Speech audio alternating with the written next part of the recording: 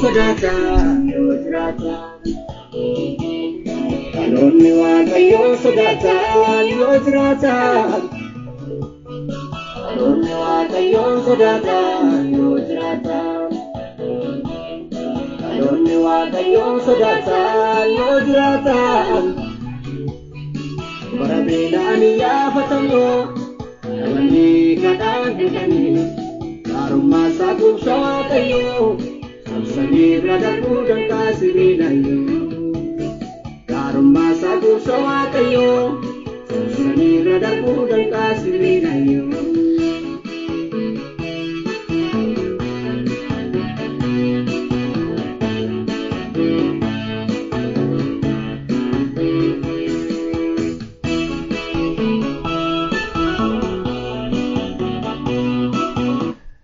Ayyaanni gooftaa keenyaa Yesus Kiristoos jaalalli Waaqayyo Abbaa tokkummaan Hafuura Qulqulluus hunduma keenyaa wajjin haa ta'u.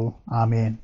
Gooftaa Yesus Kiristoositti kan jaallatamtan waldaa Maraanaataa Yesus gama sarara qilleensarraatiin hojii Waaqayyo hojjettu keessatti kan argamtan amantoon akkasumas gaggeessitoonni waldaatti. Sagaleen dubbii Waaqayyoo karaa waldaa kanaatiin qophaa'ee karaa YouTube akkasumas karaa obboloota keessanii daddarbee isin qaqqabu. Kan isin qaqqabu ijoolleen gooftaa hundumtuu akkam jirtu. Nagaan Waaqayyoo inni dhumaaf daangaa hin qabne hunduma keessanii irratti haa baay'atu jedha. Obboleessa keessaniif tajaajilaa keessaniif baabarraatii Waaqayyoo inni guyyaa har'aa nuuf kenne maqaan isaa bara baraan haa kabajamu. Gooftaa keenyatti guddaa gammannaa umurii keenya irratti guyyaa kana nuuf hidhee jira. Hamaa baay'een rakkinni baay'een qoramsi baay'eenutu jiru. Inni garuu gara keenya goree nu jabeesseera. Maqaan isaa haa ulfaatu. Boris injiraannaa isaa wajjiniin wanti hundumtuu gaariidha. Maqaan gooftaadhaa bara baraan haa ulfaatu. Egaan Waaqayyoon isa guddaa walii wajjiniin eebbifnaa. Waldaa kana keessatti yeroo hedduu barumsa itti fufaa walii wajjiniin barannaa. Sagalee Waaqayyoo bu'uura keenya jireenya keenya waan ta'eef nuffii malee isinis dubbii Waaqayyoo waan jaallattaniif sagalee Waaqayyoo barachaa jirra. Jaallachuus qabduu afaan abbaa keessanii qooqa Waaqayyoo keessanii irraa fagaattanii eessayyuu ga'uu waan hin danda'amneef dubbii Waaqayyoo jaallachuun filannoodha utuu hin taane dirqama keenyadha akka ijoollee gooftaatti. Galanni Waaqayyoo keenyaaf haa ta'u barumsa guddaadhaa fi bu'uura keenya ta'e ammas mata duree Waaqayyoon sodaachuu jedhu walii wajjiniin ilaalaa irraa faarfannaan obboleessa keenya Dooshaadoo amma walii wajjiniin dhaga'uu jalqabne dhaloonni Waaqayyoon sodaatan yoo jiraatan jedha. Egaa kutaa lamaan darban keessatti Waaqayyoon sodaachuun akkamittiin danda'ama?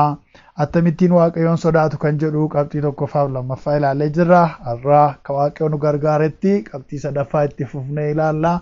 Waaqayyoon isa jiraataa walii wajjin kadhannee gara barumsa keenya guyyaa har'aatti dabarra.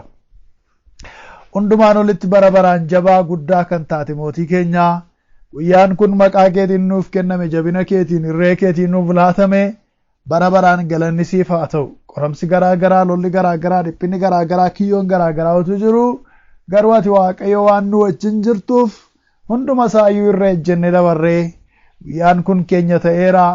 Yesus Kiristoos gooftaa keenyaan galanni siif haa ta'u.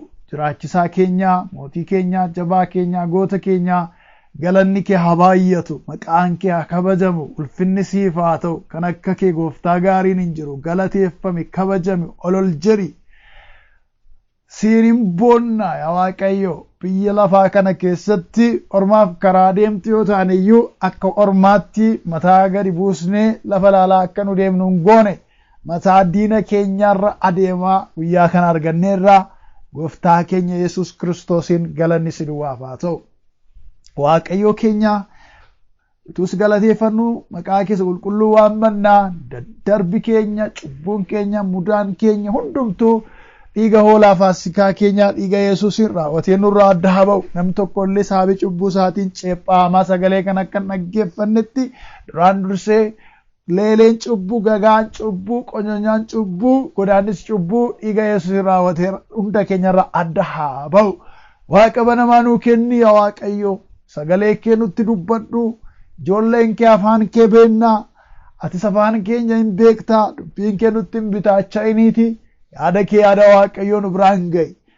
Diiyaabiloosiif ergamoota isaa hundumaa hafuura hammeenyaa xibaara hundumaa kan seexanni bobbaase hundumaa maqaa gooftaa Yesuusin hin rukunnaa. Raawwatee rukuttaa jabaadhaan kan rukutame haa ta'u. Irree Waaqayyootiin raawwatee daaraa kan ta'e haa ta'u. Waaqayyo kana waan gooteef ulfaadhu. Laa isa dhageenyi dubbii kee nuuf ibsi. Yaada kee yaada Waaqayyoo keenyaa nutti dubbadhu. Yaadni kee yaadni mootii keenyaa ifaa ta'ee nuuf haa galu. Maqaa gooftaa keenya Fayyisaa keenya Yesuusiitiin ameen. Waaqayyoof galanni haa ta'u.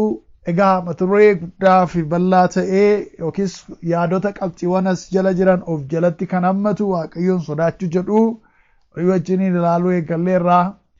Waaqayyoo akkamittiin sodaatama, akkamittiin Waaqayyoon sodaatu kan jedhu irratti qabxii tokkoffaa irratti waan hamaatti fagaachuudhaan jennees kutaawwan sagalee Waaqayyoo adda addaa walii wajjin ilaalaa turreerra. Akkasumas immoo namoota irratti ba'aa ulfaachisuu dhiisuu, hiyyeeyyii, rakkattoota cunqursuu dhiisuu, haala kanaan Waaqayyoon sodaachuun keenya ibsama. Namoota foonii yeroo ijaan arginu akkaataa nuyi itti isaanitti dhiyaannuun, akkaataa nuyi itti nagaa isaan gaafannuun, simannaa isaaniif goonuun, ajaja isaanii haala ittiin hojiirra oolchinuun sodaachuuf kabajuu keenya agarsiisna. Waaqayyoon akkamittiin sodaanna, innoo hafuura ijaan hin argamu kan jedhu irratti qabxiiwwan lamaan kan ilaallee jira. Har'a akka qabxii sadaffaatiif inni immoo of jalaati qabxii xixiqqaa kan qabu kan walii wajjin ilaallu. Qabxii arfaffaadha qabxii xiqqaa of jalaan qabu. Qabxii sadaffaan walii wajjin ilaallu waan qajeelaa gochuudhaan qulqullummaa fiixaan baafachuudhaan Waaqayyoon sodaachuu dandeenya. Waaqayyoon sodaachuu kan jennu maal gochuudhaan jechuudha? Waan qajeelaa gochuudhaanidha. Gaafa waan qajeelaa kana goonu immoo qulqullummaa fiixaan baafannaa kan jedhudha qabxiin sadaffaan narra ilaallu. Sagalee Waaqayyoo keessaatii kutaa nuyi dubbifannu raajii Milkiyaas boqonnaa 2 lakkoofsa 5-6 akkasumas lammaffaa Qorontos boqonnaa 7 lakkoofsa 1 irra kan jiru walii wajjin ilaalla. Sagalee Waaqayyoo isa jiraataadhaa dubbifachuudhaan jechuudha. Kutaan jalqabaa walii wajjin ilaallu raajii Mikiyaasiif Milkiyaas yeroo baay'ee walitti wal fakkaata. Inni kun Milkiyaasidha. Boqonnaa 2 lakkoofsa 5-6 akkas jedha sagalee Waaqayyoo. Kakuun koo inni isaa wajjin ture suni kakuu jireenyaaf kakuu nagaati. Kanas akka inni ana safeeffatuufani isaaf kenne. Innis ana sodaatee maqaa kootiif ulfina kenneera. Barsiisa dhugaa in barsiisa ture. Sababiin dubbiin jal'inaas afaan isaa keessaa hin baane. Nagaadhaa fi qajeelummaadhaan ana wajjin jiraateera. Namoota baay'ees yakkatti deebiseera. Kanas akka inni safeeffatuufan isaaf kenne. Innis ana sodaatee maqaa kootiif ulfina kenneera. Barsiisa dhugaa hin barsiisa ture. Dubbiin jal'aanis afaan isaa keessaa hin baane. Nagaadhaa fi qajeelummaadhaan ana wajjin jiraateera. Namoota baay'ees yakkatti deebiseera. Ameen. Galanni Waaqayyoof haa ta'u. Waaqayyo iddoo kanatti waa'ee Leewwii dubbata. Sanyii Leewotaa, sanyii lubootaa kan ta'e waa'ee Leewwii, waa'ee tajaajila godoo qulqullaa'aa, waa'ee tajaajila iddoo aarsaa, waa'ee isaanii dubbata. Ijoollee Yaaqoob 12 keessaa tokko kan ta'e warra gara kuteeyyii jal'inni yeroo raawwatamu danda'anii taa'uu hin dandeenye hinaaffaa warra qaban obboleettii keenya dhineen diinaa harkatti gudeedamtee nuyi callisnee taa'uu hin dandeenyu jechuudhaan aariidhaan ba'anii warra dhaqanii warra diinota isaanii tooftaadhaan akka isaan nanna qabatanii isaanii wajjin soddooman godhanii yeroo isaan nanna qabatanii taa'anitti hinaaffaadhaan socho'uu yeroo isaan hin dandeenyetti aariidhaan irra ba'anii diinota isaaniitti ijaa warra baafatan. Waa'ee qulqullummaa jireenya isaa keessatti iddoo guddaa kan qabu waa'ee nama Waaqayyoo Leewwii dubbata. Waa'ee sanyii isaas.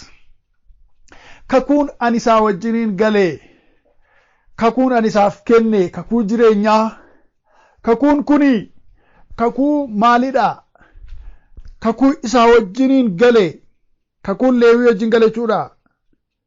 Kakuu jireenyaaf kakuu nagaati. Kana kennuun koo akka inni na sodaatuuf, akka inni na safeeffatuuf tureedha Waaqayyo. Innis immoo na safeeffatee na sodaatee anaa wajjin jiraateera. Nagaadhaaf qajeelummaadhaan anaa wajjiniin jiraateera Waaqayyo. Ana sodaatee jireenyi disipiliiniitti namni Waaqayyoodhaa Leewiin Waaqayyo wajjin jiraate anoo kakuu argadheera. Ani nama kakuuti. Ani sichi hin badu. Akkan barbaade ta'uu hin danda'a hin jenne. Kakuumaan isaaf kenne kun iyyuu akka inni na safeeffatu, akka inni rispeekti na godhuuf, akka inni na kabajaa jiraatuuf ture. Innis immoo kana bareera. Kun isaaf galeera. Qajeelummaadhaan anaa wajjiniin jiraate. Waaqayyoon sodaachuu akkamittiin Waaqayyoon sodaanna? Yoo Waaqayyoon hin sodaanna ta'ee sodaachuun keenya maaliin ibsamaa, maaliin labsamaa, maaliin adda baafamaa isa jedhuufi qajeelummaadhaan Waaqayyo wajjin jiraachuudhaan. Waaqayyootu dhugaa isaaf baafii jira nama kanaaf. Eenyuudhaaf? Leewiidhaaf. Waaqayyootu isaaf dubbachaa jira. Nama biraa miti yookiin tajaajilaa miti kan dhugaa baafii jiru. Waaqayyootu anaa wajjiniin jiraateera. Na safeeffachaa anaa wajjin jiraateera. Nagaadhaan. Qajeelummaadhaan anaa wajjiniin deddeebi'eera namni kun jedhee waa'ee isaa dubbata. Kakuun isaaf kenne kun, kakuun ani isaaf gale kun gadhiisiisan goone. Cubbuu wajjiniin wal baree, cubbuu wajjin wal simatee, cubbuudhaa wajjin firatee akka jiraatu isa hin taasifne. Kakuu koo anis akka inni na sodaatuuf ani isaaf kakuu gale. Innis immoo kana hubatee anaaf amanamee na sodaachaa qajeelummaadhaan anaa wajjiniin jiraateera jedhee waa'ee isaa dubbata. Kanaafi maal jechuudha? Waaqayyoon akkamittiin sodaannaa isa jedhuuf deebiin qabxiin sadaffaan qajeelummaadhaan isaa wajjiniin jiraachuudha. Kanaan immoo gaafa isa qajeelummaadhaan isaa wajjiniin isa sodaachaa isaa wajjin jiraannu immoo ammas qulqullummaa fiixaan baafanna. Qulqullummaan keenya complete kan inni ta'u yeroo akkasittiin Waaqayyoon sodaachaa qajeelummaan isaa wajjin jiraannudha. Kanaaf Waaqayyoon sodaachuu jechuun qajeelummaadhaan isaa wajjiniin deddeebi'uu jechuudha. Qabxii tokkoffaadhaa wajjiniin wal fakkaata. Waan hamaarraa fagaachuu jennee. Inni kun immoo kan inni caalaatti ibsu sodaa Waaqayyoodhaa. Jireenya Waaqayyoo wajjiniin jiraannu keessatti jireenya qajeelaa ta'e, jireenya Waaqayyoon ilaalee itti gammadu sana gochuudhaan karaa ittiin qulqullummaa fiixaan baafatan akka ta'e keessatti argina. Kanaaf immoo fakkeenya kan nuuf ta'u nama Waaqayyoo tajaajila iddoo qulqullaatiif, iddoo aarsaatiif itti gaafatamummaan kan isaaf kenname tajaajila Leewii jedhamu giddu galeessa godhanneeti jechuudha. Inni lammaffaa Qorontos 7:1 immoo maal jedha? Yaa michoota koo abdii kana erga qabaanne kottaa waanuma dhagna keenyaa fi hafuura keenya xureessutti ofiin qulleessina. Waaqayyoon sodaachuutti jiraachuudhaanis qulqullummaa fiixaan hin baafannaa. Qabxiin kun wal qabataadha. Maal goonaadha? Wanti nu akkaataa nu itti qiddisinnaa keenya eeggannu, akkaataa nu qulqullummaa keenya eeggannuudha. Waanuma dhagna keenyaa fi hafuura keenya xureessutti of hin qulleessinaadha. Yeroo baay'ee namoonni barsiisaa waa'ee fayyinaati wal qabsiisanii barumsa gadhiisii dhaloota barsiisanii maal jedhu? Waaqayyo dhimma foon keenya kanaan qabu. Waaqayyo foon keenya kana foonni silayyuu hin badaa dhimma foonii miti. Foonni keenya yoo dhugees, yoo ejjees, yoo barbaade yoo ta'es foonni keenya kuni ajandaa Waaqayyoo miti. Dhimmi Waaqayyoodhaa, dhimma hafuura keenyaati, dhimma lubbuu keenyaati. Kanaaf foon keenyaan akka barbaanne yoo taane iyyuu fayyinni keenya hin tuqamu, akka barbaanne ta'uu dandeenya. Akkas jechuudhaan dhaloota baay'ee karaarraa kaachisaniiru. Dhaloonni keenya immoo silumayyuu cubbuudhaaf qarqararra jira.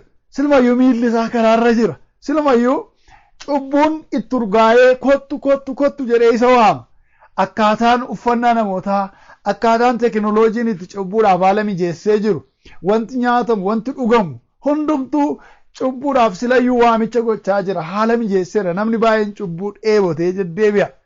gaafa kanarratti barsiisa akkasii kennamu gaafa barsiisa homaa miti mikkoo hin dandeessaa akka barbaadde gochuu hin dandeessaa siif ayyamameera ati koosee tokko fayyideetta waan ta'eef maaltu si rakkise bilisa ta'e malee saati jedhaniitu barsiisa akkasii gaafa argatu gaa namni sila jireenya kadhannaa hin qabne jireenya tsoomaaf kadhannaa hin qabne kadhannaadhaan tsoomaaf kadhannaadhaan foonsaa kana kan gariin cabsine gaafa barsiisa akkasii argatu akka namaa Solomaayyuu ibidda boba'aa jiru irratti gaazii yookiis beenzila dhangalaasee namni caalaatti jallinatti jabaata jechuudha. Barsiisaa dogoggoraati barsiisa akkasii. Barumsa heresiidha yookiis barumsa dogoggoraati barumsa akkasii. Heretical challenge baraarraa waldaan kiristiyaanaaf dhaloonni challenge itti fees godheeru ittiin dhiphachaa jiru keessaa tokko isa kanaadha. Irra keessi isaa hin bareeda. Yeroo laaltan we are saved already once saved jedhanii barsiisu fayyineera si'a tokkicha fayyineera xumurameera raawwatameera hankoo xumurameera ani fayyeera jedhurra deddeebiin dubbatu kanaan beekamu yeroo baay'ee just sirriidha fayyineera jijjiiramneera ceeneera darbineera but still nuun maal barbaanne maaltu nurraa barbaadama jechuudha jireenya qulqullummaa nurraa barbaadama jireenya disipiliinii ta'etu nurraa barbaadama fayyuun keenya yoo kan beekamu iji isaa yoo kan argamu yonnaa nuyi qajeelummaaf qulqullummaadhaan fuula waaqayyoodhaa deddeebi'uu dandeenyedha jechuudha. Fayyina keenyaaf ija godhachuu qabna jechuudha. Kanaaf egaa maal jedha namni waaqayyoo iddoo kanatti waanumadha hafuura keenya duwwaan jedhu waanuma dhagna keenyaa fi hafuura keenya xureessutti of hin qulleessinaadha. Cubbuun dhagna namaas qulleessus jira cubbuun hafuura namaas xureessu jira. Cubbuun foon namaa xureessus jira cubbuun hafuura namaa xureessus jira jechuudha. Kanaaf maal goona waanuma dhagna keenya xureessuttis waanuma hafuura keenya xureessuttis of hin eegganna of hin qulleessinaadha namni waaqayyoodha yeroo warra Qorontoosiin gorsu sagalee waaqayyootiin yeroo isaan jajjabeessu sagalee waaqayyootiin yeroo isaan hidhachiisu dhagni keenya kun iddoo baay'eetti dubbata ergaa isa duraa keessattis dubbateera boqonnaa 3 irrattis boqonnaa 6 irrattis nuuni mana qulqullummaa waaqayyooti foonni keenya kun zimbiloo miti callisaa miti hafuura waaqayyoo keessa jiraata waaqayyootu keessa jiraata mana qulqullummaa waaqayyooti mana qulqullummaa waaqayyooti hamma jirutti immoo qulqullummaadhaan eegamuutu sarra jiraata qulqullummaadhaan tikfamuutu sarra jiraata waaqayyootu dhufee itti gala waan ta'eef abbaan barbaade keessa seenuu hin danda'u kabajamaadha waan ta'eef jechuudha. Akkuma aadaa keenya aadaa Oromootiyyuu iddoon abbaan manaadhaa taa'u kabajamaadha. Iddoon abbaan manaadhaa taa'u eegamaadha. Iddoon ijoollee jalaakaa jedhama yeroo abbaan manaa dhufee ol galu. Ilaa iddoo isaaniiti waan ta'e kai mucaanan jalaa jedhama. Sababiin isaa maal abbaa manaati kabajamaadha mataadha mataa manichaati. Kanaaf iddoon isaan taa'anii nyaata isaanii nyaatan iddoo isaan taa'anii haasa'an kan biraadha kabajamaadha iddoo keessummaan taa'u kan biraadha. Kanaaf maalidha manni sun abbaa isaanii abbaa manichaatiif jecha kabaja qabaa qulqullinaan eegamuu qabaa akkaataan dhiyaannaa hundumtuu naamusa kan qabudha jechuudha. Sababii maal ta'e abbaa manichaa waan ta'eef keessi keenya kunis abbaa qaba foonni keenya kunis abbaa qaba abbaamtu barbaade dhufee itti galee keessa bashannanee ba'uu hin danda'u mana qulqullummaa waaqayyoo akka ta'u harka keenya laannee Yesuus jireenya koo sitti kenneera biyya lafaa ganeera seexana ganeera foon ganeera ati kottu jireenya koo dhuunfadhu na keessa jiraadhu narratti moo'i jennee si'a tokko waaqayyoof harka keenya laanneera waaqayyoon gadi baasnee immoo seexanaa kottu narratti moo'i akka barbaadde hojjedhu foon koo kana hooggan gara barbaaddeetti geessi yoo barbaadde ejjetti geessi yoo barbaadde machiitti geessi yoo barbaadde sobatti geessi yoo barbaadde hameetti geessi akka barbaadde jireenya koo kana akka dhuunfattu si kenneera jennee seexanaaf laachuu hin dandeenyu. Already waaqayyoof murteessinee laanneerra waan ta'eef. Kanaaf jireenya keenya waan foon keenya xureessuttis waan foon hafuura keenya xureessuttis of eeggannee akka jiraannu waaqayyo nurraa barbaada jechuudha. Galanni waaqayyoo keenyaaf haa ta'u. Kanaaf akkamittiin egaa yeroo waaqayyoon kana sodaannu karaa nu ittiin waaqayyoon sodaannu qajeelummaatti jiraachuudhaan jenneera. Gaafa kana goonu ammas immoo waaqayyoon sodaachuudhaan yeroo qulqullummaa qajeelummaatti jiraannu immoo qulqullummaan keenya maal ta'a jechuudha complete nuu ta'a jechuudha fiixaan baafannaadha fiixaan akka inni ba'u godhannaa jechuudha gaafa maal goonu yeroo qajeelummaatti jiraanne waan hamaarraa gorree yeroo jiraannu, yeroo sodaa waaqayyootiin jiraannu qajeelummaan qulqullummaan keenya fiixaan ba'aa jechuudha. Galanni waaqayyoof haa ta'u. Itti fufnee ilaalla. Qabxiinni arfaffaan waaqayyoon akkamittiin sodaatu isa jedhuufi as jalatti qabxiiwwan garaagaraa kan of jalatti qabannee jirru jechuudha. Ulfina kennuufiidhaanidha. Waaqayyoof ulfina kennuufiidhaanii maal goona? Isa sodaachuu keenya agarsiisa.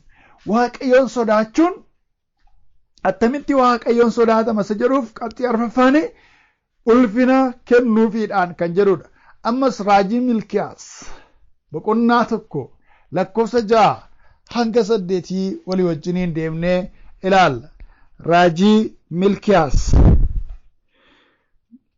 boqonnaa 1 lakkoofsa 6 hanga 8 irratti sagalee jirudha. Akkana jedha. Waaqayyo gooftaan maccaa luboota warra isa tuffataniini ilmi abbaa isaatiif hojjetaanis isa hojjechiifatuu fi ulfina hin kennaa. Egaa ergan abbaa ta'ee ulfinni anaaf ta'u meerree? Ergan isa hojjechiifatu ta'ees sodaatamuu anaaf ta'u meerree? Isin garuu attamitti si tuffanne jettanii hin gaafattu. Isin kennaa midhaanii isa xuraa'aa iddoo aarsaa koo irratti hin dhiyeessitu. Garuu kanuma keessaa immoo attamittiin si xureessinee jettanii hin gaafattu. Dabaltaniis iddoon itti waaqayyoof aarsaa dhiyeessan waa'ee hin baasuu hin jettu. Horii jaamaa aarsaadhaaf yommuu dhiyeessitanii kun wanta gareedha mitiiree? Horii naafa yookiis dhukkubsataa aarsaadhaaf yommuu dhiyeessitanii kunis wanta gareedha mitiiree? Mee wanta akkasii isa isin bulchuuf dhiyeessaa kaa? Inni dhuguma isinitti hin gammadaaree? Jaallatees isin harkaa hin fudhataaree jedha. Kana Waaqayyo gooftaa maccaatu dubbate. Ameen. Meerree abbaan inni abbaa isaatiif ilmi abbaa isaatiif hojjetaanis isa hojjechiifatuu fi ulfina hin kennaa. Ergan abbaa ta'e ulfinni anaaf ta'u meerree? Ergan isa hojjechiifatu ta'e sodaatamuun anaaf ta'u meerree? Sodaatamuun hin qaba hin turre ani abbaadha miti isiniif saba koo Israa'el ani isiniif abbaadha miti. Edda ilmi abbaa isaa safeeffachuun irra jiraate garbichi yookiis hojjetaan immoo isa hojjechiifatuuf gooftaa isaatiif sodaachuun safeeffachuun isarra jira yoo ta'e edda ta'e ani eddan gooftaa ta'e ani ergan isa hojjechiifatu ta'e sodaatamuun anaaf ta'u meerree jedhee Waaqayyo gaafate. Ulfinni anaaf kennamaa hin jiru. Ani sodaatamaa hin jiru. Dhuguma Waaqayyo mana isaarra jira jedhamaa hin jiru. Aarsaa anaaf dhiyeessitaniin kennaa anaaf laattaniin ana sodaachuu keessan agarsiisaa hin jirtanii. Kennaa isin dhiyeessitan aarsaa isin dhiyeessitanii tuffatamaadha, jaamaadha, naafadha, kennaa guutuu miti. Mee wanta amma naaf kennitan kana bulchaa keessaniif dhiyeessaa. Horii naafa fuudhaati, horii jaamaa fuudhaati, dhaqaasii qalla jedhaa okkolaasaa huqqataasaa geessaa. Dhugumaan inni sin bulchu suni kennaa keessan kana gammadee sin harkaa hin fudhata. Tolee haa ta'u kennaa gaarii naaf dhiyeessitan, kennaa bareedaa naaf dhiyeessitan, uffee galatoomaa isiniin hin jedha.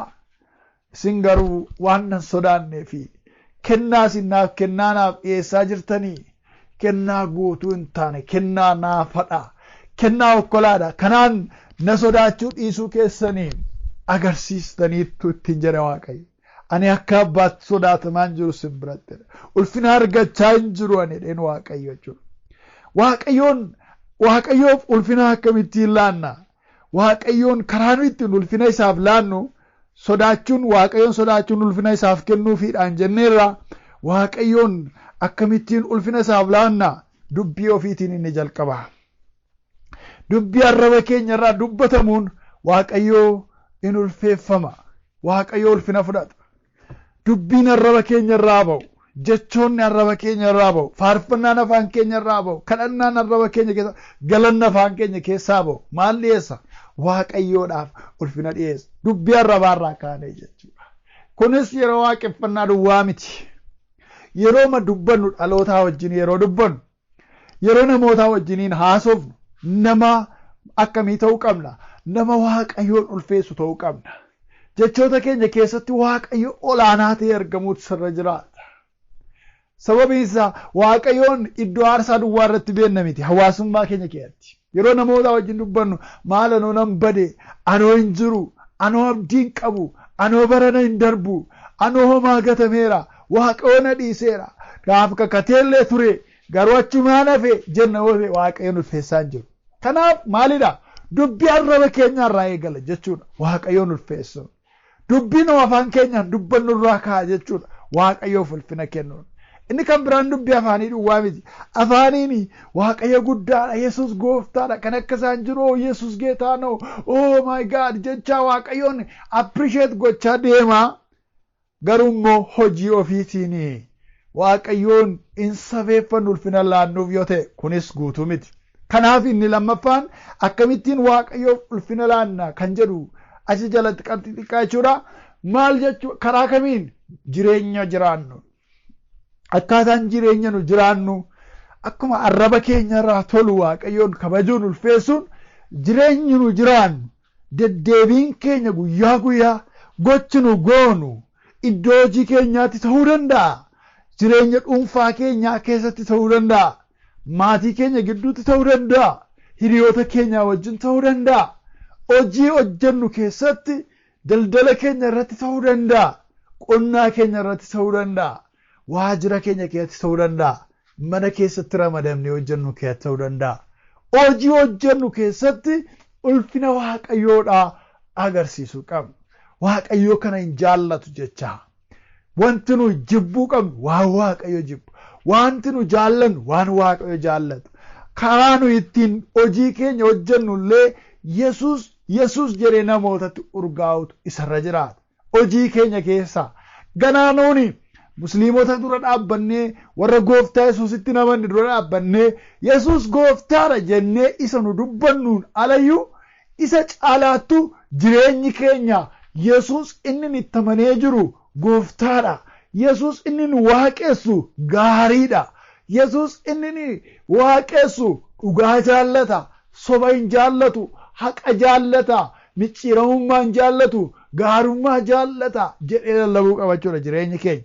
Namoonni Yesuusin nu keessatti yeroo argan icciitii jireenya isaatii maalidha?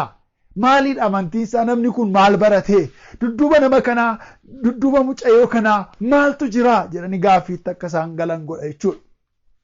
Yeroo jireenyi keenya urgaa'u Yesuus jedhee maaliif Yesuus yeroo hundumaa gaariidha. Fannoo gubbaarra taa'eyyuu yeroo namoonni isa waraanan, yeroo namoonni isatti gahisan iyyuu waan godhan hin beekane isaaniif dhiisi jechaa ture waan ta'eef yeroo hundumaa gaarii, yeroo hundumaa gaarii jaallata, yeroo hundumaa gaarii godha waan ta'eef maqaan isaa bara baraan ulfaatu. Kanaaf hojii hojjennuunis waaqayyoon ulfeessuu jechuudha. Hojiidhaan jechaan jenneera, dubbiidhaan jenneera, akkasumas immoo hojiidhaan. Inni kan biraan tajaajila ofiitiin waaqayyoon ulfina kennu. Tajaajila tajaajilluun asitti sirriitti tajaajiltoonni dhaggeeffadhaa. Tajaajila isa kamiin iyyuu tajaajila keessatti iddoo guddaadha jettanii yaaddanis ta'uu danda'a. Iddoo isa gadi aanaadha jennee sadarkaa laannuufis ta'uu danda'a. Tajaajila tajaajillu keessatti giddugalli tajaajila keenyaa kabaja waaqayyoo kan agarsiisu ta'uu qaba. Tajaajillu ofii keenya beekamtii ittiin fudhachuudhaaf, ofii keenya guddaatti ittiin ilaalamuudhaaf, kan akka isaan jiru waaqumatu nuu kaaseef nama akkasii bara kana hin jiru ajaab jennee ofii keenyaaf kirediitii ittiin argachuudhaaf, gatii addaa iddoo addaa ittiin argachuudhaaf, faayidaa addaa ittiin argachuudhaaf osoo hin taane tajaajillu waaqayyoon teessoo isaa irratti kan galateeffachiisu. Waaqayyo waa'ee obboleessa keenyaaf galataa argatu. Waa'ee obboleetti akkasii nuu laateef galataa argatu. Waaqayyo nama akkasii bara kana keessa waan kaaseef galataa argatu. Ayyaanni waaqayyo nama kanarra waan dhufeef waaqayyo galataa argatu.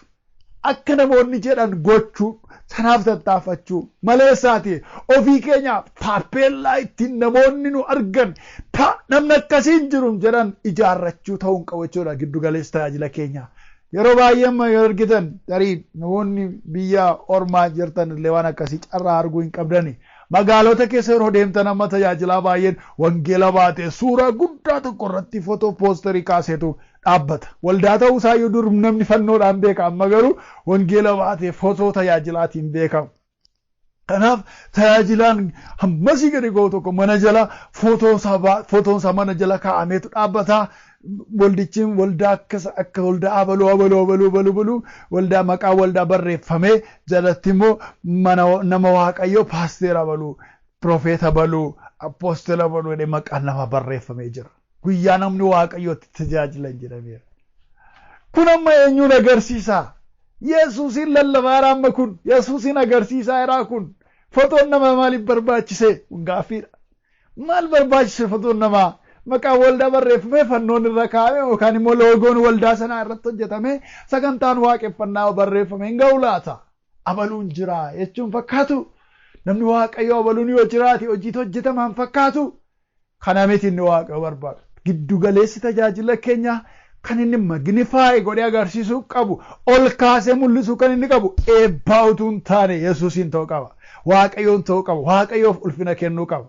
Sagalee waaqayyoo keessatti yaadattu. Gaaf tokko inni kiristiyaana iyyuu miti. Kiristiyaana iyyuu hin turre warruma kiristiyaanota ari'atan keessaa iyyuu ture hojii ergamootaa keessattidha. Namoonni kabaja addaa isaaf kennani. Gaafa inni dubbatu ajab jedhanii namoonni dubbatan hojii ergamootaa boqonnaa 12 lakkoofsa 20 kaaseen dubbisame akkana jedha. Heroodis warra Xiiroosii fi Sidoonaatti jallanee ture. Isaan garuu waliigalteedhaan gara mana isaa dhaqanii Bilaasxoos abboomaan mana mootichaa Heroodisitti dhiyaatee araara akka isaaniif gaafatuuf toleessa jechiifatan. Isaan kutaa biyyaa Heroodis bulchu keessaa midhaan in argatu turan. Guyyaa dhaawa isaaniitti Heroodis uffata mootummaa uffatee iddoo ol jedhaa isaaf qophaa'e irra taa'ee isaanitti in dubbate. Namoonni yommuu sagalee isaanii ol fuudhanii kun sagalee namaa miti sagalee waaqayyooti malee jedhanii isa jajan. Ulfina kana dabarsee waaqayyoof waan hin kenniniifi achumaan ergamaan gooftichaa isa dha'e. Kana irratti Heroodis raamma'ee du'e. Dubbii waaqayyoo garuu guddachaa ballachaa sina deemedha. Galanni waaqayyoo haa ta'u. Jechi inni hin barbaaduuf inni yeroo hundumaa jireenya koo keessatti sodaadhu isa kanaadha. Isa maal jedhudha? Namoonni yommus ulfina kana lakkoofsa 23 irratti ulfina kana dabarsee waaqayyoof waan hin kenniniifi waan hin kennineefi achumaan ergamaan gooftichaa isa dha'e. Kana irratti Heroodis raamma'ee du'edha. Waaqayyoof galanni haa ta'u. Heroodis kuni lakkoofsa tokko kaastanii yoo ilaaltan waldaa kiristiyaanaa ari'atee namoo ijoollee waaqayyoo morma kuchisiisutti jira. Haa ta'u malee carraa tokko irratti waltajjii guddaa tokko irratti iddoo olaanaarra taa'ee nigiggirii godhe haasaa godhe dubbii godhe gaafa ittiin jedhan achi bahee gaafa inni dubbatu namoonni sagalee isaanii ol kaasanii kun sagalee namaa miti kun sagalee waaqayyooti jedhanii lallaban dubbatan. Innis achuma taa'ee maal jedhe fakkaata gaa maal godhe sirriidha malee waaqa malee jechuu barbaade. Maal jedha garuu dubbiin guddaan lakkoofsa nama dubbisarra jira. Inni garuu ulfina kana waaqayyoof dabarsee waan hin kenniniifedha. Ergamaa waaqayyoo isa dha'e. Lakki ana miti anuma namadha. Anuma mootii keessanii utuu jedheeti waaqayyoo san dha'u. Ergamaa waaqayyoo san dha'u. Ulfina waaqayyootti bu'e. Ulfina waaqayyoo ofii isaatiif dhuunfate. Maqaa isaatiif mootummaa isaatiif oolfate. Waaqayyo immoo ulfina isaa irratti nama dhiisu. Ergamaa waaqayyoodha isa dha'e raamma'ee du'edha. Sagalee waaqayyoodha. Ijoollee waaqayyoo tajaajiltan keessatti yeroo waaqayyo isin milkeessu. Faarfannaan keessan yeroo jaallatamu. Ergaan keessan raajiin keessan yeroo jaallatamu. Lallabni keessan barsiisi keessan yeroo jaallatamu. Nama waaqayyo nuu kaase paasterii abaluu gaafa namoonni isiniin jechuutti ka'an. gaafa sana anaam jettanii kootii keessan tottolfattanii jirra jettanii gatiitti isa sochoosuun barbaadinaa. Maal godhaa maleessa ulfinni kun kan koo miti. Ayyaanicharraa dhufe abbaa qabaa. Ani qodaadha. Ani nan filatame maleessaati. Ani ofii kooti waan hojjedhe miti. Waaqayyo waa'ee waan kanaaf ulfinni kan kee haa ta'u jedha. Sababiin isaa Waaqayyo kan sodaatamu ulfina isaaf kennuudha. Kunis tajaajila keenyaan jechuudha. Galanni Waaqayyoodhaaf haa ta'u. Kana duwwaa miti. Akkaataa jireenyaatiin hojiidhaan jenne akkaataa jireenyaatiin sagalee isaa dhaga'uudhaan gadi of deebisuudhaan nama isaatti bu'uu dhiisuudhaan dhugaatti garaarraa ka'uudhaan akkaataa nutti Waaqayyoon sodaannu kana karaa nutti Waaqayyoon sodaannu dhugumaan Waaqayyoon dhaga'uudhaan sagalee isaa dhaga'uudhaan deddeebiinu jiraannu naamusuun ittiin jiraannu Waaqayyoon sodaannu. Macaafa Isaayyaas raajichaa boqonnaa 50 lakkoofsa 10 irratti sagalee jiru deemnee haa dubbifnu.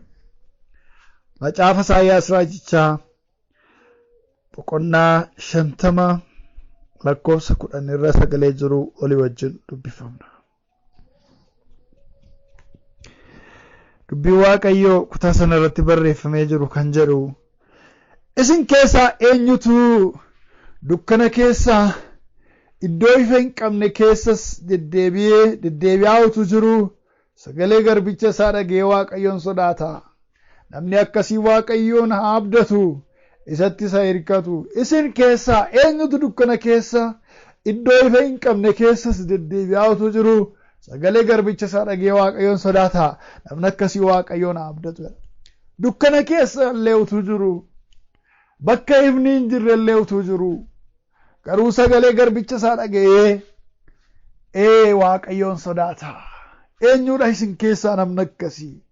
Haala hin mijanne bakka namni baay'een isa hin argine keessa utuu jiru, bakka jaarsoliin waldaa isa hin argine keessa utuu jiru, bakka geggeessitoonni waldaa kiristaanaa, bakka luboonni hojjettoonni wangeelaa, bakka soortonni tikstoonni waldaa kiristaanaa hin argine keessa illee utuu deddeebi'u garuu sagalee Waaqayyoo dhaga'ee Waaqayyoon eenyutu sodaata?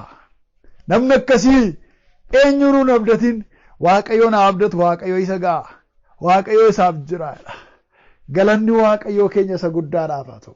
Namni akkasittiin sagalee Waaqayyoo dhagee Waaqayyoon sodaatu. Namni akkasii Waaqayyoon haa abdatu. Yoos akkamittiin Waaqayyoof ulfina kennu isa jedhu irratti ilaalaa jirra. Sagalee Waaqayyoo dhaga'uudhaan. Sagalee Waaqayyoo dhagee immoo nama Waaqayyoon sodaatu. Waan Waaqayyoo hin ta'u jedhee dhagee sirriidha Waaqayyoon ta'u jedheera Waaqayyoon kan dhaga'u. Waan Waaqayyoo haraawwatamu jedhee haraawwatamu jedheera Waaqayyoo jedhee Waaqayyoon kan dhaga'an sodaatu. Waaqayyoof kan abboomamu. Isa akkasiiti namni Waaqayyoon sodaatu jedhu. Yoo sagalee Waaqayyoo dhageedha. Gaafa Waaqayyoo jedhu gaafa Waaqayyoo dubbatu dubbii namaa nutti fakkaata taanaan dubbii obboleettii yookiin dubbii obboleessaa nutti fakkaata taanaan sodaan Waaqayyoo nu keessaa dhabameera. Qalbii diddiirrachuu qabna. Gara Waaqayyootti deebi'uun nurra jiraata yeroo akkasii. Sodaan Waaqayyoo nu keessaa badeera jechuudha. Arrammoo abaluu maal jechuu barbaade?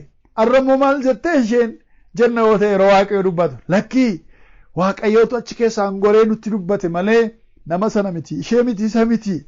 Waaqayyoon dhaga'uun nuuf ta'a. Waaqayyo akkasittiin isa safeeffachaa, isa sodaachaa akka jiraannuuf nu gargaaru. Waaqayyoon sodaachuun keenya kunis immoo akkamittiinidhaan gadi of deebisuudhaan ta'uu qaba. Akkamittiidhaan dhugaatti garaarraa ta'uu qaba. Sabni kun jedha Isaayyaasuma kana 29:13 irratti akka abboommii namaan barsiifamanitti ana sodaatudha. Afaaniin maleessa garaarraa miti jedha. 29:13 sun dubbifanne gaariidha. Deemee nan dubbisa sagalee Waaqayyo. Isaayyaas 29:13 irraa maal jedha kutaa sana irratti? Waaqayyo sabni kun dubbii afaan isaatiin anatti hin dhiyaata. Ulfina sanaaf hin kenna. Garaan isaa garuu anatti fagoodha. Akka abboommii namaatiin barsiifamanitti ana hin sodaatu jedha. galanni waaqayyoo afaan isaatiin kan akka keen jiru gooftaa kan akka keen jiru abbaa ati waaqayyoodha ati guddaadha jedheetu waaqayyoon sodaata waaqayyoof ulfina kenna garaa isaatiin garuu anarraa fagoo jira jedhe waaqayyo anarraa fagaatee jira garaarraa nan sodaanneedha Maatiyoos 15 irratti sagalee makanarra deebi'ee dubbata fakkeessaadha waaqeffannaan isaanii na sodaachuun isaanii kun irra dibaadha garaarraa kan dhufe miti afaaniin garuu beeku jedhe waaqayyo immoo isa ilaala garaa namaa ilaala ija ittiin garaa namaa madaaluu qaba maqaan isaa bara baraan kabajamuuti ijoollee waaqayyoon faarfanna yoo ta'e arraba keenya duwwaadhaan miti waaqayyoon kadhanna yoo ta'e jechoota keenya duwwaadhaan miti waaqayyoon ulfeessuun keenya worship gochuun keenya kan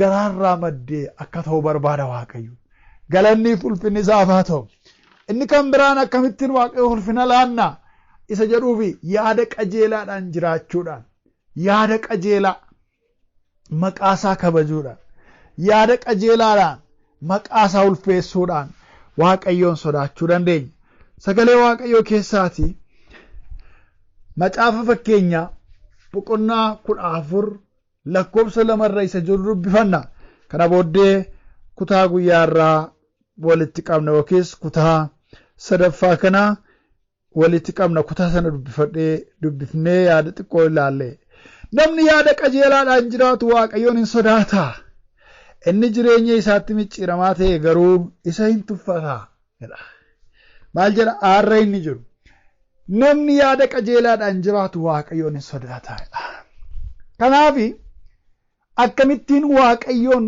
ulfeessina akkamittiin waaqayyoon sodaanna kun akkamittiin hojiirra oola seduuf yaada qajeelaadhaan jiraachuudha yeroo baay'ee namoonni waan tokko yeroo ta'u negatiivii marraa jalqabu faallaa marraa jalqabu yaaduma dabaa sammuu keessatti baatanii deemu yoo waan tokko ta'e akkas jechuudha eessarraa ka'u from the negative part from the negative aspect achirraa ka'aniitu dubbatu yaada kennu akkas jechuu barbaaddeetti marra boleettii yeroo feeksa keetti dubbachuun ishee from the negative aspect yoo isin gootan waa isin uffattan uffata keessan negatiivii hiiku yoo isin kolfitan kolfa keessan negatiivii hiiku yoo isin boossan boo'icha keessan negatiivii faallaasaa karaa dalgaa hiiku yoo isin uffattan haala gaariidhaan uffannaa keessan haala faallaa ta'eef dalga ta'e irra micciiranii hiiku yoo namaa wajjin hin adeemtan hariiroo isin namaa wajjin qabdan dalga hiiku yoo isin qophaa keessan sochootan qophaa deemuu keessan dalga hiiku akkaataa isin itti jiraattan hundumaa negatiivii isaa filatu kana hundumaa kan lallabu immoo seexanadha isadha negatiivii yookiis immoo dalgaa kan qabu dalga galeessi isadha waan ta'eef garuu warri waaqayyoon sodaatan yaada qajeelaadhaan deddeebi'u wanta hundumaa keessatti pozitiivii ilaalu akkas jechuun edaa gaarummaadhaaf kana gochuun ishee gaariidha waaqayyo ishee haa eebbisu waaqayyo isaa eebbisu yaada obboleessa keenyaa keessa waan gaarii jira yaada obboleettii keenyaa keessa waan gaarii jira yoo dogoggorri jiraate immoo ishee kana duwwaa fooyyessuu barbaachisa malee waan gaariidha yaada qajeelaadha yaadni kun natti toleera gaarummaarraa ka'u waan gaarii sana giddu galeessa godhataniitu hojjetu jechuudha warri waaqayyoon sodaatan waan hundumaa micciiran dalga micciiran negatiivii irra hin deeman yaada qajeelaadha jechuudha baay'ee bara kana keessatti kan dhabame waajjira adda addaa keessatti kan dhabame gaggeessummaa waldaa kiristiyaanaa keessattis rakkina guddaa ta'e kan jiru namoonni waan dalgaa micciiruudha beeksifamu keessatti arrammoo maal ta'anii jaarsolii waldaa maal jechuu barbaadanii waan isaan jechuu barbaadan hojiidhuma ta'uu danda'a jecha isaa keessatti isheen akka jedhe sun naan liqinfamne jedhu maal keessaa funaanu jechuudha huuba keessaa funaanu lallabamu keessaa huuba keessaa funaanu ergaa dubbatamu faarfannaa faarfatamu keessaa qinee keessaa funaanu negatiivii waan taate keessaa funaanu ishee baattanii deemuu barbaadu maaltu jiru jechuudha yaada qajeelaatu hin jiru gaafa yaada qajeelaadhaan dubbii waaqayyoodhaa hordoftan dogoggorri illee isinitti yaadatamu jallinni illee sinti yoo lallabaan sun waan ta'e jallisee illee dubbate ta'e illee afurii waaqayyoo isin keessatti qajeelaa isinii godha karaa qoricha isinii godha waan isin ittiin fayyidan tokko isinii godha.